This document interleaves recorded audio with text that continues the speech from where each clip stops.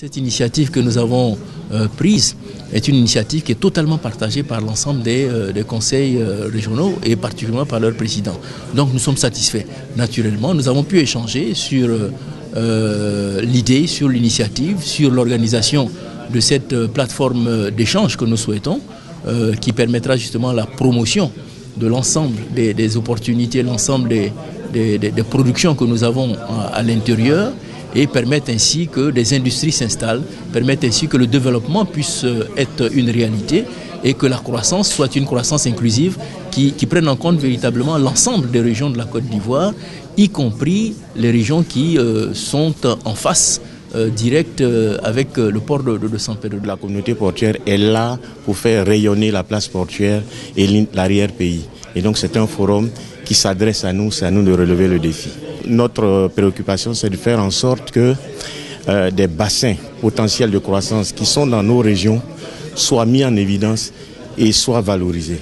C'est cela qui va permettre ce développement et cette croissance. L'Arceau, achevé depuis 1980, a laissé donc San Pedro et sa région carrément orpheline. Le port n'a pas eu un développement véritable depuis 1980, malgré sa position de leader mondial du cacao. Je veux dire, le port est le premier port exportateur de cacao dans le monde, on le sait, mais ce port n'a jamais eu d'investissement véritable, n'a jamais eu de projet de développement. Aujourd'hui, cela donc va se faire et l'autorité portuaire a bien saisi donc son importance dans la région, puisque c'est le seul moteur de développement sous-régional. Le port de San Pedro influence même l'interland international. Je parle donc du Mali, du Burkina, de la Guinée, du Libéria, de la Sierra Leone.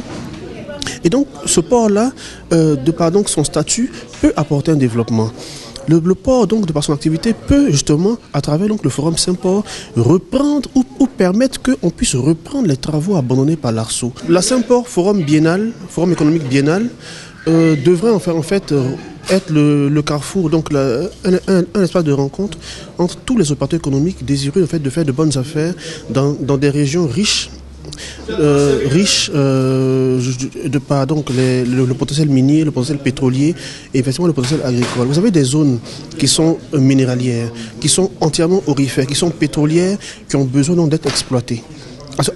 À cet effet, la Saint-Port, donc plateforme donc économique, s'impose et présente donc ces atouts-là à tous les bailleurs de fonds, à tous les opérateurs, afin que ceux-ci viennent donc s'y implanter et justement développer ces régions. La Saint-Port permettra de créer près d'1 million d'emplois d'ici 10 ans si ce développement-là est soutenu. Et ça, nous voulons vraiment le présenter et faire en sorte que ce projet-là soit une réalité. Le développement du port de San Pedro conditionne et est conditionné par le développement de son hinterland.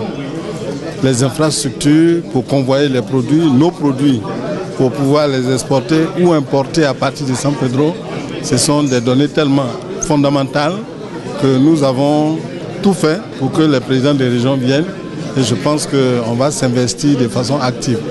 La création donc des régions a pour objectif de développer, n'est-ce pas, notre pays. Plus particulièrement, nos populations doivent pouvoir bénéficier, n'est-ce pas, d'un certain nombre de retombées.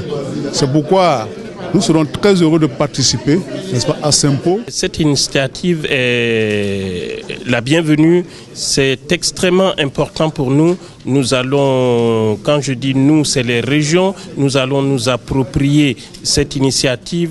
Le port n'a été mis en place parce qu'il y a un arrière-pays. Sans arrière-pays, le port ne peut pas fonctionner normalement.